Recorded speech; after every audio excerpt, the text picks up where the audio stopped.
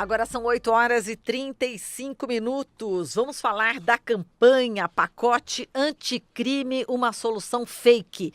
Essa campanha já foi lançada em março na Câmara dos Deputados, em abril no Senado e nesta terça-feira será lançada aqui em São Paulo, no Largo São Francisco, na Faculdade de Direito, do Largo São Francisco, na Sala dos Estudantes, a partir das 19h, nesta terça. E para falar sobre esse assunto, a gente está aqui com a Lohane Carvalho, ela que é supervisora de atuação política do IBCCRIM, Instituto Brasileiro de Ciências Criminais. Tudo bem, Lohane? Prazer recebê-la. Tudo bom dia a todas e todos. Muito obrigada pelo convite. Vamos lá, Lohane, vamos falar aqui sobre o pacote anticrime.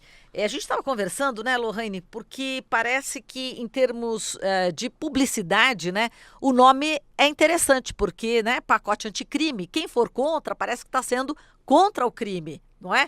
E a partir daí, você também podia contar para a gente o quanto que esse pacote não tem nada de anticrime e sim vai aumentar a violência.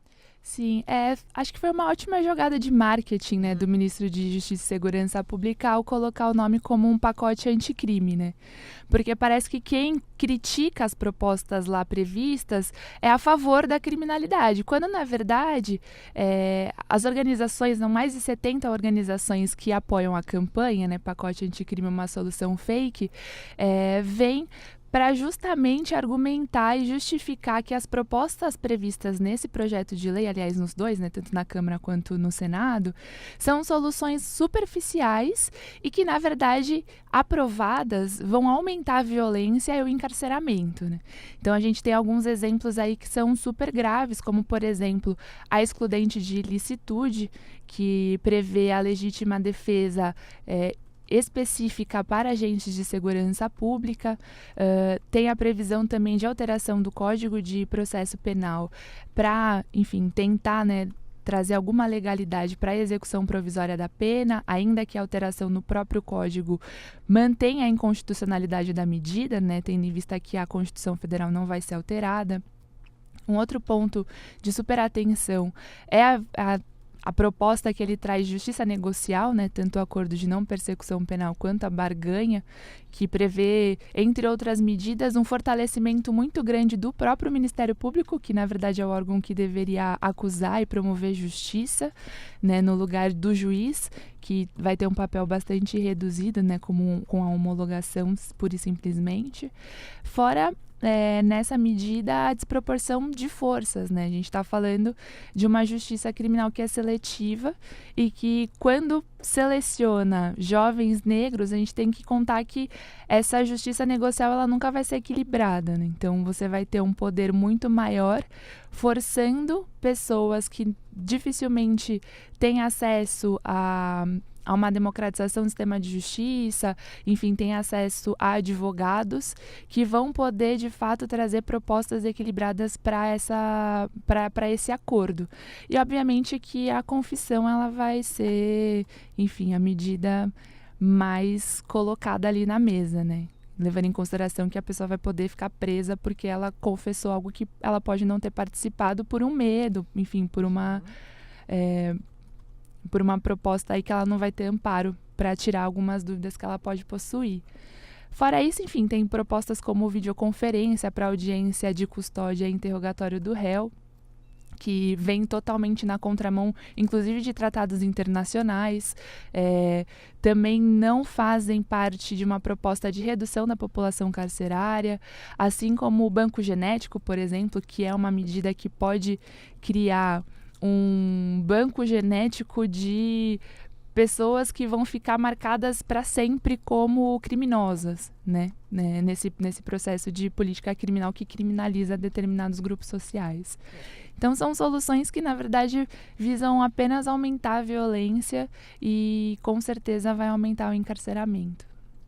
Em relação à nomenclatura, Lohane, inclusive essa questão da excludente de ilicitude, ela é pró-crime, porque inclusive tende a facilitar a vida, por exemplo, da ação de milícias.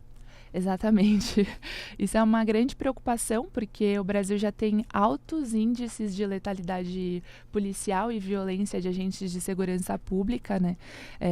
Enfim, esse começo de ano no Rio de Janeiro, teve um aumento absurdo do número de jovens que foram assassinados, e essa excludente de licitude, ela vem para trazer uma legalidade para uma ação que já acontece, né? Mas, com certeza, é um discurso que dá respaldo para esses agentes continuarem agindo dessa forma, né, com violência e com letalidade, mas também traz um discurso para quem luta contra essa violência urbana, né? Então, falar, por exemplo, do movimento de mães.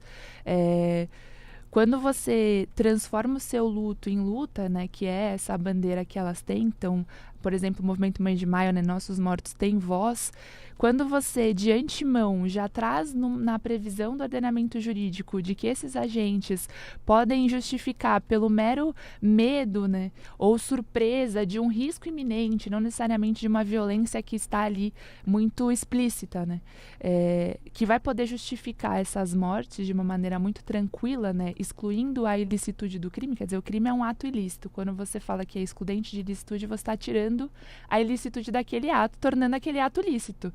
Então, é um discurso que traz legitimidade para essas mortes, né? Que elas já são, na verdade, aceitas pela sociedade, mas a previsão num código penal, ela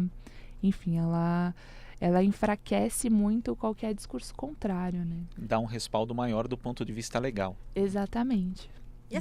E a questão das drogas também, que é um dos fatores principais, né, de encarceramento no Brasil, né? Sim, como é que está nesse pacote? Ele não prevê nada específico sobre, mas quando a gente fala de violência urbana e de encarceramento, a gente está falando de uma política de segurança pública que vem para fortalecer uma política de drogas que é totalmente, enfim, que tem a violência como sua estrutura principal, né? Então, tanto a letalidade policial, que é justificada, por exemplo, quando um jovem negro é assassinado na periferia, a partir do momento que você coloca que aquele jovem negro era traficante, a morte dele está totalmente justificada. E isso vem muito dessa criação desse estereótipo do traficante ser um ser perigoso e etc. De outra parte, a política de drogas, ela é responsável pelo encarceramento em massa, né? Sobretudo na população feminina, né? Mais de 60% das mulheres encarceradas hoje no Brasil se dá por conta da lei de drogas. E a partir de 2006, o aumento da população carcerária aumentou enormemente por conta desse crime de tráfico, né? E aí, enfim, uma das pontas que a gente tinha era o julgamento do recurso extraordinário, que ia acontecer dia 5 agora de junho, e que foi retirado de pauta. Né, que era, enfim, não conversava sobre tráfico, falava sobre o artigo 28 da Lei de Drogas, que é a descriminalização do porte para uso pessoal, mas que seria aí um primeiro passo relevante para a gente começar a discutir de uma maneira mais sincera o que significa a política de drogas. A gente teve, inclusive, recentemente a Marcha da Maconha, né? Exatamente, está aqui marcando. Esse ano, eu faço parte também da Frente pelo Desencarceramento de São Paulo, e esse ano foi o segundo ano que a gente colocou na Marcha da Maconha o bloco anticárcere, justamente para discutir encarceramento em massa e essa política letal de drogas. E tem outro ponto do pacote também que acaba ajudando, né, nessa questão do encarceramento, que é a prerrogativa do juiz de determinar o início do regime, inclusive fechado, para penas abaixo de 8 anos. Quer dizer, num cenário que a gente tem superlotação de presídios, tema carcerário falido, praticamente, isso é muito temerário, né, Lohane? Extremamente temerário, né? Porque pensar na figura do juiz como esse ser neutro e imparcial, que não tem nenhuma influência, né, de preconceitos, racismo estrutural e etc., é muito inocente, né? Para dizer o mínimo, para usar um adjetivo aí sutil. E com certeza essa medida e esse poder, né, que está totalmente fora da legislação, vai com certeza visar e focar numa determinada população, né, num grupo social muito específico. E extremamente temerário justamente por conta do nosso número de encarceramento. A gente é um dos países a gente é o país com a terceira maior população carcerária, e aí isso já são dados defasados que a gente está falando, a gente se baseia no número de 2016, a gente já está em 2019, e nenhuma medida estrutural e governamental veio nessa perspectiva de redução da população. Então, pensar nesse poder extremamente arbitrário de o juiz determinar sem qualquer critério objetivo qual vai ser o parâmetro limite para aplicar uma pena em regime fechado, é sim uma medida subjetiva que vai afetar em grande parte a população negra e pobre, né? Que, enfim, que a única perspectiva que tem é de uma política de defesa da Defensoria Pública, que também é uma instituição, ainda que, enfim, tenha seu caráter nobre e etc., é uma instituição que não tem respaldo material, né? Ainda é uma instituição incipiente que não necessariamente vai ter capacidade material mesmo de pessoas, né? De braçal para conseguir acompanhar todos esses casos, né? Então, juntar essa precariedade processual e de defesa com esse alto poder do juiz que vem alimentado por esses preconceitos estruturais é extremamente prejudicial e com certeza vai aumentar a população carcerária que a gente já tem, que é super alta atualmente. A gente teve informações de que na China e também Estados Unidos, né, que encarceram bastante, parece que está havendo um movimento já de desencarceramento, no caso, fora o encarceramento, estão exatamente na contramão disso, né, de desencarcerar. E aqui o Brasil, ao contrário, está crescendo, é isso? Exatamente. O Brasil ele assumiu um compromisso internacional, inclusive, de diminuir, reduzir essa população carcerária. Mas nenhuma dessas propostas, projetos de leis ou, inclusive, políticas públicas tem esse efeito positivo de redução, né? E, enfim, o IBCCRIM tem as 16 medidas contra o encarceramento. Ele também assina a Agenda Nacional contra o Encarceramento em Massa. Que tem ali propostas objetivas e eficientes que permitiriam esse primeiro passo para a redução da população carcerária. Mas o governo, enfim, o país não assumiu ainda essas propostas efetivas. Né? Essas propostas foram apresentadas para parlamentares, né? Mas a Câmara não discute isso. Foram apresentadas para parlamentares, mas não foi discutido enfim, e aí o que substitui são essas propostas superficiais, como é o pacote anticrime. Mas existem, enfim, inúmeras pesquisas e propostas de organizações de direitos humanos, movimentos sociais, coletivos, que já prevêem alternativas para favorecer e implementar uma redução da população carcerária e diminuir a violência policial. Mas não é ouvido, né? Inclusive, né, essa questão, quando foi apresentado o pacote anticrime, o ministro Sérgio Moro, até com um certo orgulho, disse que, na verdade, aquela proposta não tinha sido feita com colaboração de especialistas na área, invocando ali o Código Italiano. Aliás, ele só importa os dispositivos do Código Italiano, os que interessam para ele, né? Então, como você vê também esse anti-academicismo, né, do Sérgio Moro e também dos outros ministros do governo? É bastante temerário, né? Porque, de fato, não faltam pesquisas que conseguem derrubar em um diálogo ali simples de 5 minutos essas propostas que ele coloca no pacote. Acho que a estratégia de não utilizar essas pesquisas, de não fazer consultas com juristas, enfim, pesquisadores sérios, com pesquisas empíricas sobre as medidas que ele queria propor, vem justamente como um argumento para manter aquilo como uma solução efetiva e eficaz.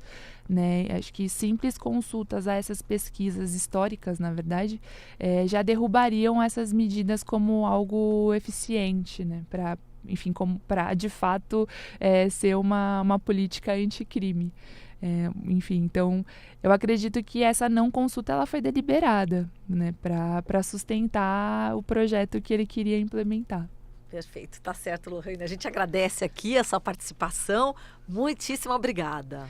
Eu que agradeço. Eu queria convidar todos para o evento amanhã e dizer que o IBCCRIM tem 3 documentos públicos sobre o pacote anticrime, que é o boletim especial de abril e de maio, e a nota técnica. Então, quem tiver interesse em discutir mais, ler artigos críticos sobre o pacote, podem entrar no site do IBCCRIM, ibccrim.org.br, e esses documentos estão públicos. Muito obrigada. Obrigada. Portanto, o lançamento nesta terça-feira, a partir das 19h, na Faculdade de Direito do Largo São Francisco. Falamos aqui com a Lohane Carvalho, ela que é supervisora de atuação política do IBCCRIM.